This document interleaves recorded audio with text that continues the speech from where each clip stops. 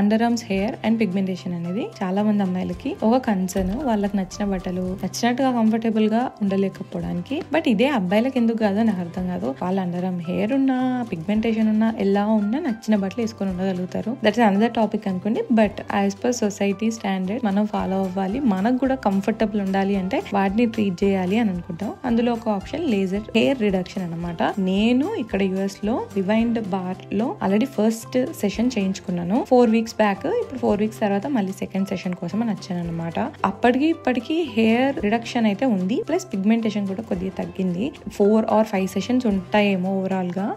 మన హెయిర్ ని బట్టి మన స్కిన్ టైప్ ని బట్టి అన్నిటి బట్టి ఆ మెషిన్ ఆటోమేటిక్ గా సెట్ చేసేసుకుంటది. ఓన్లీ అండర్ ఆర్మ్ కాబట్టి 5 minutes కూడా పట్టదు ప్రాసెస్.